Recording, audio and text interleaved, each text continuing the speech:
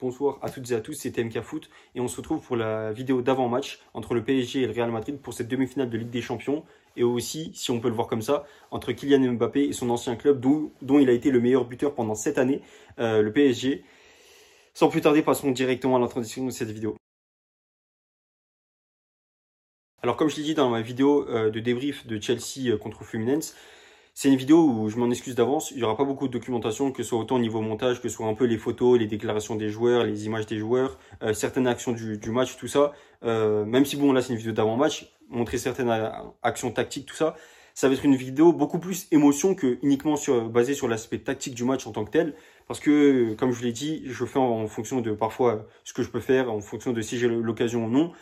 Là, je me permets de faire une vidéo beaucoup plus courte parce que je peux pas. En plus, j'en enchaîne deux, comme je vous ai dit. Donc, voilà, pour faciliter le montage, pour faciliter la publication des vidéos et que vous puissiez la voir au plus vite, je me permets de le faire comme ça directement. Donc, pour cette vidéo d'avant-match, donc entre le PSG et le Real Madrid, on va pas parler, comme je le fais habituellement, des compositions probables, des derniers matchs, tout ça. Et honnêtement, comme je vous ai dit, j'ai pas vu que ce soit les débriefs, que ce soit les résumés des matchs ou directement les matchs en tant que tels du Real Madrid depuis cette Coupe du Monde des clubs, je les ai pas regardés et je me base uniquement sur ça parce que c'est la dynamique et la tendance actuelle des matchs. Donc je préfère pas regarder ce qui s'est fait avant pendant la saison. Là c'est autre chose, c'est un autre entraîneur, c'est une autre tactique, c'est d'autres joueurs, les Alexander-Arnold, les Huijsen, tout ça, ils étaient pas là avant donc j'ai pas envie de les juger, notamment Arda Güler qui c'est pas un transfert en soi, mais c'est un nouveau joueur dans le sens où il est à un autre poste et il est maintenant titulaire vraiment dans cette équipe, il a un autre rôle. Donc voir ces statuts-là qui sont différents, tout ça, c'est pas la même chose et c'est pour ça que j'y accorde pas tant d'importance que ça aux matchs qui sont joués précédemment, que ce soit en Ligue 1, en Copa del Rey, tout ça avec le Real Madrid. Alors je vous dites, si on va pas parler du côté tactique de ce match-là, de quoi on va parler? Bah, on va un peu parler du côté tactique parce que j'ai entendu des choses, mais comme je l'ai dit, je les ai pas forcément vues, donc mon avis, je trouve, est quand même un peu moins légitime, mais on va parler du côté émotionnel parce qu'il y en a des choses à dire sur ce match-là, forcément côté émotionnel. On sait que par exemple, le Real Madrid, depuis qu'ils ont recruté Xabi Alonso, voilà, c'est une équipe qui joue surtout avec une défense à 3, c'est une équipe qui joue avec des sortes de pistons quand même, qui joue avec des attaquants, mais on va dire un peu électron libre, où ça joue pas forcément tout le temps de la même façon. On a vu notamment pendant cette Coupe du Monde des clubs, il s'est révélé le jeune joueur Gonzalo Garcia. Est-ce que ça va être lui qui va être titulaire? Est-ce que ce sera Mbappé? Est-ce qu'il va jouer Mbappé autour de lui? Comment ça va se passer? Ou ça sera l'inverse, tout ça? Est-ce que Rodrigo, finalement, il va quitter ce club-là pour aller à Arsenal? Est-ce que Vinicius, il va être titulaire en même temps que Mbappé? Qui va jouer à droite? Est-ce que ça va être Valverde? Mbappé, Vinicius qui va changer de poste?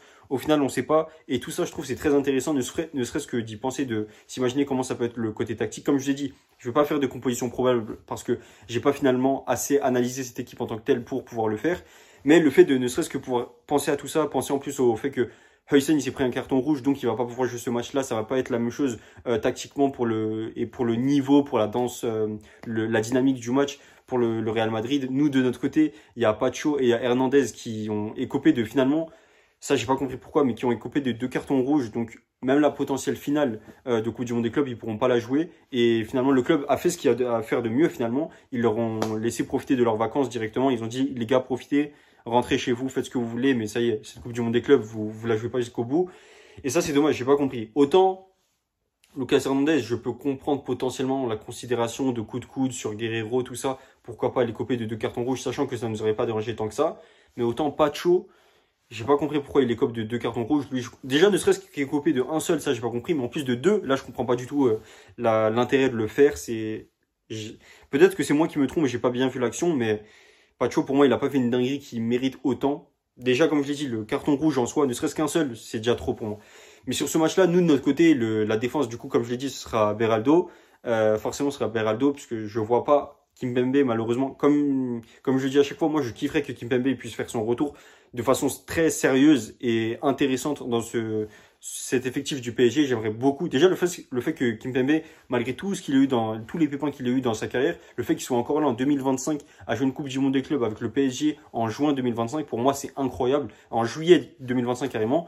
C'est déjà incroyable, mais c'est dommage, je ne peux pas le considérer. Sinon, j'aurais beaucoup aimé, comme on l'a dit à chaque fois, à la place de Pacho, en réalité, c'est censé être Kimpembe aux côtés de Marquinhos comme ça, la charnière centrale, l'après Thiago Silva, tout ça, c'est censé être eux deux, la paire du PSG. Mais là, le fait de voir il est trop juste physiquement à chaque fois. On voit dans les rapports, on va dire, du PSG, à chaque fois quand ils nous montrent, voilà, tel ou tel joueur, les rapports médicaux du PSG, tel ou tel joueur, il est en soins, tel ou tel joueur, il est à la salle, il est en train de s'entraîner seul, tel ou tel joueur, il s'entraîne pas avec le groupe, il fait un entraînement individuel.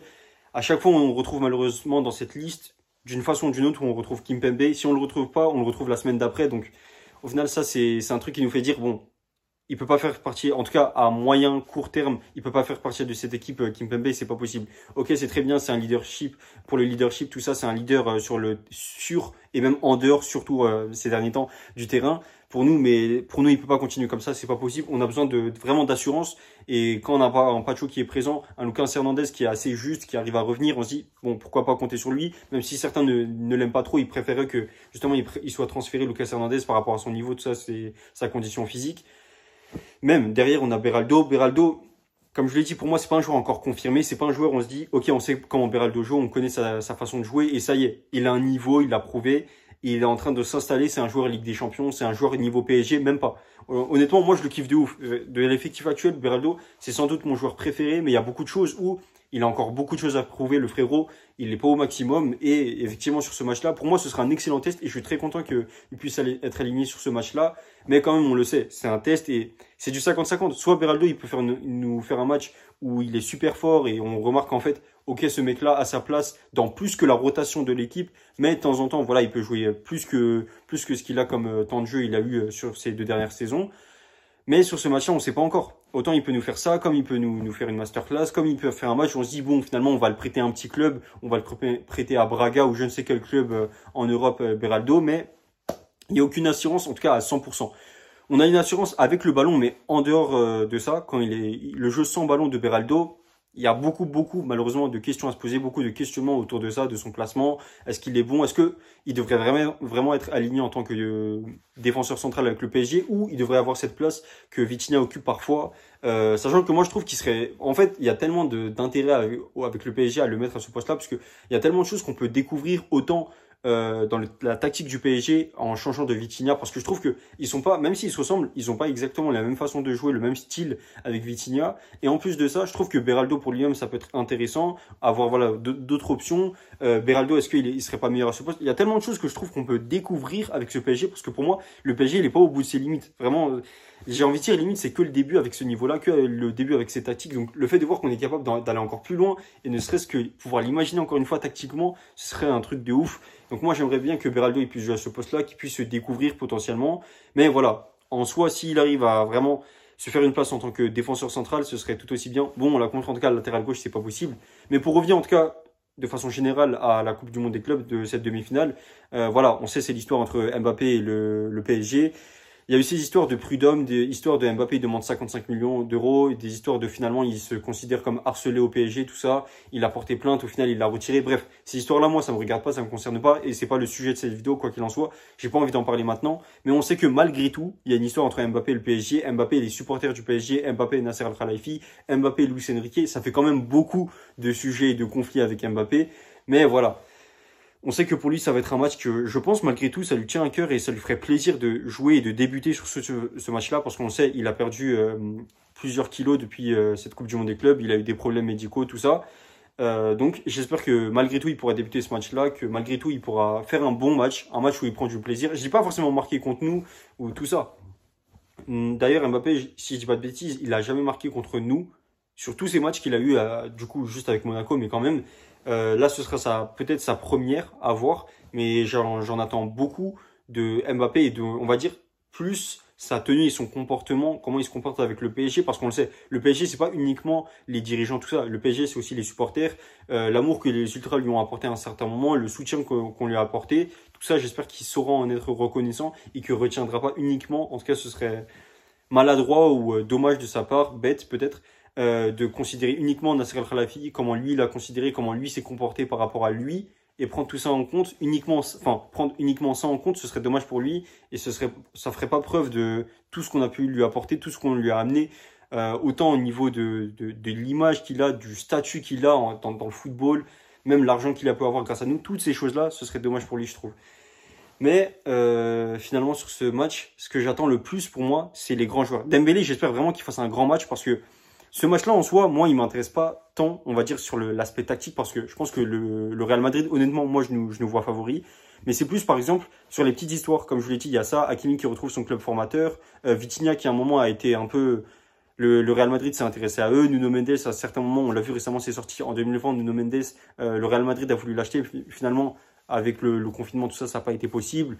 Toutes ces histoires-là, moi, ça m'intéresse, et notamment l'histoire du Ballon d'Or. Pour le storytelling, ce serait beau que Dembélé, il puisse mettre, déjà qu'il a mis un but contre le Bayern, pour l'histoire, justement, pour toutes les choses qu'il a accomplies pendant cette saison-là, le fait de se dire, bon, il met un but, il met une passe D contre le Real Madrid, il met deux buts, il met un triplé contre le Real, moi je trouve c'est beau. Ne serait-ce que l'espérer, encore une fois, comme je l'ai dit, ce serait beau, donc j'espère que Dembélé il pourra le faire, et que de façon générale, je pense et j'espère qu'on fera un gros match et qu'on va dominer. Je pense aussi, et j'espère encore une fois, que Dembélé il pourra débuter ce match-là, qu'il pourra faire un grand match, qu'il jouera 90 minutes. Je ne sais pas s'il en est capable, mais s'il n'y arrive pas, en tout cas, comme parfois ça arrive dans la rotation entre Désiré Doué et Barcola, comme je l'ai dit, j'espère qu'il pourra au moins jouer 40 minutes. S'il n'arrive pas à jouer toute une heure, c'est pas grave, mais au moins 40 minutes, qu'il rentre à la deuxième mi-temps, que voilà, il apporte un peu de fraîcheur, tout ça, ce serait bien. Zahir Emery, notamment, j'aimerais aussi qu'il puisse jouer de temps en temps. Pourquoi pas, si on y arrive, faire souffler un peu Hakimi, même s'il a dit, notamment, on l'a vu un tweet où il a répondu à NASA, il se sent très bien. Il se sent très bien, bon ça date un peu, mais il se sent très bien de façon générale, physiquement, tout ça. Pour la Coupe du Monde des clubs et sur cette saison de façon générale, son corps il arrive à suivre, donc ça va pour lui, mais j'espère que quand même, si on arrive à le faire souffler un peu, je sais pas, on fait rentrer qui d'autre, qu'on rentre Zahir Emery, Joao Neves, on le décale justement pour le faire rentrer en faisant rentrer Zahir Emery, tout ça, mais j'espère qu'il pourra faire un très grand match. En tout cas, c'était tout pour cette vidéo. Merci de m'avoir écouté. C'était TMK Foot. On se retrouvera pour le débrief donc le lendemain, donc d'ici 24 heures, un peu moins d'ailleurs. Merci de m'avoir écouté. Comme je dis, c'était TMK Foot. On se dit à une prochaine. Salut!